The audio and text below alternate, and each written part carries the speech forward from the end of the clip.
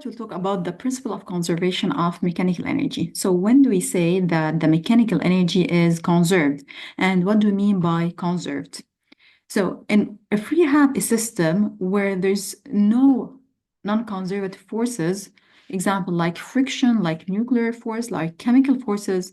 So in this case, we say that the mechanical energy is conserved. When we say conserved, this means that the mechanical energy at a certain position for the system S, for example, let's suppose at the position 1, is the same as the mechanical energy of the same system, but at another position 2. So let's suppose, for example, we have an object that's sliding on the horizontal and where there's no friction. So if, for example, here at this position 1, its mechanical energy is equals to 10 joules, then we say that at position 2, since it's not subjected to any non-conservative forces, so at position 2, we say that also the mechanical energy of the system is equal to 10 joules. So we have the same value. In this case, this means the mechanical energy is constant, which means that delta ME, the variation of the mechanical energy, which is usually when we say variation, this means it's ME final minus ME initial, is equals to 0 since they are the same. So in this case, we can say that delta ME equal to 0. So when there's no non-conservative forces, the mechanical energy remains constant. Now, why or how do we use it? Let's suppose, for example, we have a ball with mass m equals 0.5 kilogram, which is dropped from a height of 3 meters. We neglect air resistance. When we say we neglect air resistance, this means that there's no air resistance, which means that there's no friction in the air. So calculate KE, GPE, and ME at the point A. Let's start at the point A. So we have KE at the point A is equal to half mVA squared. When we say it's dropped, it's as if we're saying it's released. So there's no initial speed. So we have to pay attention to these words. So here this means V at the point A is equal to 0. Now, let's continue. So what if we have to, so this means here it's equal to 0. If you want now to find a GP at the point A, so GPE at the point A is equal to mgz at the point A. Now, A is above the reference, so it has to be positive. So we'll get here as answer, it's the mass is equal to 0.5 multiplied by 10 and multiplied by the height, which is equal to 3 meters. So we'll get here, it's equal to 15 joules.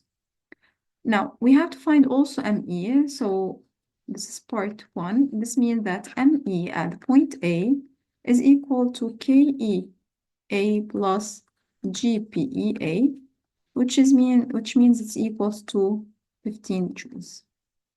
Now, derive or deduce the ME, the mechanical energy of the system at the point B. If you notice here, if we want to find the mechanical energy at the point B, we have to pay attention that there's no friction. And since there's no friction, there's no air resistance. This means that if the mechanical energy at the point A was, so here, ME at the point A was 15 joules, then it will remain the same. This is according to the principle of conservation of mechanical energy. So here we say since no friction, which means here we have no air resistance, this will give us that the mechanical energy, so ME at the point B is equals to ME at the point A, which means it's equal to 15 joules. And this is according to, so here, according to the principle of conservation of ME.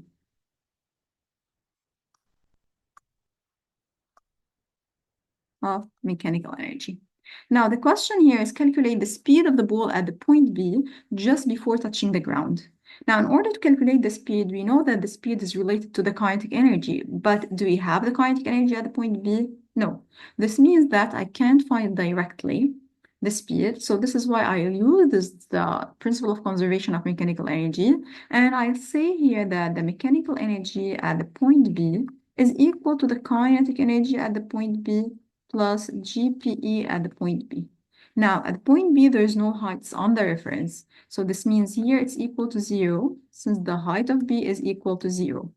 So we still have KE, which means that if we do substitution, then 15 is equal to half the mass multiplied by VB squared. So we do the calculation here. This means that VB squared is equal to 30 over 0.5, which means it's equal to 60. This means that VB is equal to radical 60 meter per second. So this is how we found the speed at the point B. So we use the principle of conservation of mechanical energy. Let's do another application. So you have a diver here, which is considered as particle of mass. You have the mass is equal to 80 kilogram, jumps into the water of swimming pool. So from the board at point A, which is height is 6 meters above the surface of the water, you have the speed at the point A is 5 meters per second. It passes through the point A prime, where we have the height the same. This means the height of the point A prime is same as the point A, which is here, this means 6 meters. Here we also have 6 meters. And then reach the surface of the water at point C. So the reference is here. Calculate at the point A the kinetic energy of the diver. So we'll start with the part 1. We have to find the kinetic energy at the point A, which is half mv squared. The mass is 80. And you have the speed is equal to 5. So get 5 squared. So we'll get here, it's 25 multiplied by 40. So it's equals to 1,000 joules. Now, let's continue. We have to find the gravitational potential energy at A. So GPE at A is equal to mgz at A. It's above the reference, so it's positive height. So we have the mass, it's 80 multiplied by 10 multiplied by 6. So we'll get here as answer 4,800 joules. This is part 1, 2. Now 1, 3, we have to find the mechanical energy. So the mechanical energy of the system at the point A is equal to the sum of the kinetic energy and the gravitational potential energy at the point A, which means it's 1,000 plus 4,800. And then we'll get here 5,800 joules.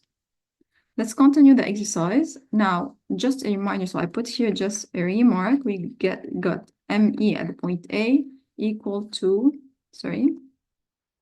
equals to 500, yes, it's 1,800 joules. Now, the diver attains the point B at a height B equals 7 meters, with the kinetic energy is equal to 2,200 joules. You have to find the mechanical energy at the point B. So here, if we notice the question, so we have to find the mechanical energy at the point B, but in the given, it wasn't given that there's no air resistance. So we can't apply here directly the principle of conservation of mechanical energy. We have just to calculate it. So if we want to calculate it, so we will say ME at the point B is equal to KE at the point B plus GPE at the point B. We have here, it's KE, it's given. So it's equal to 200 joules. And GPE at the point B, it's mgzb. Now, also the height is positive. So we'll get here 200 plus 80 multiplied by 10 multiplied by 7. So the answer will be here. And so it's equal to 200 plus 5,600, which means it's equal to 5,800 joules. Now, deduce that air resistance is negligible. So if we notice here the answers, so we got MEA equal 5,800, we got MEB is equal to 5,800, which means that MEA is equal to the mechanical energy at point B, which is equal to 5,800 joules. So it's equal to constant, the same. This means that we have conservation of mechanical energy. بما إنه it's constant وفي عنا conservation of mechanical energy, this means that air resistance is negligible.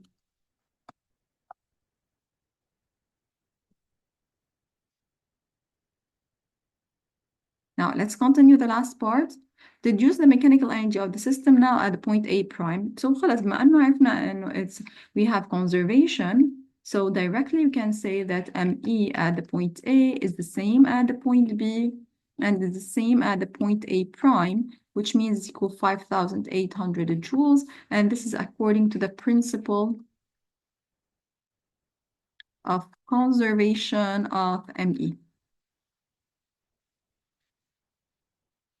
Now, the last part, determine the speed of diver at D just before touching the surface of the water. So we have to find the speed here. So part 4, so we have ME at the point D, also according to the principle of conservation of ME. ME at the point D is also equal to 5,800 according to the same principle. So which means that KE at the point D plus GPE at the point D is equal to this value. But here, this is 0. Since the height is equal to 0, it's on the reference. So we still have KE, so it's half VD squared, which is equal to 5,800. We have the mass is 80, so means VD squared is equal to 5,800 over 40. So we'll get as answer, it's equal to 145. Which means that VD is equal to the radical of 145 meter per second. So also here is according to the same principle.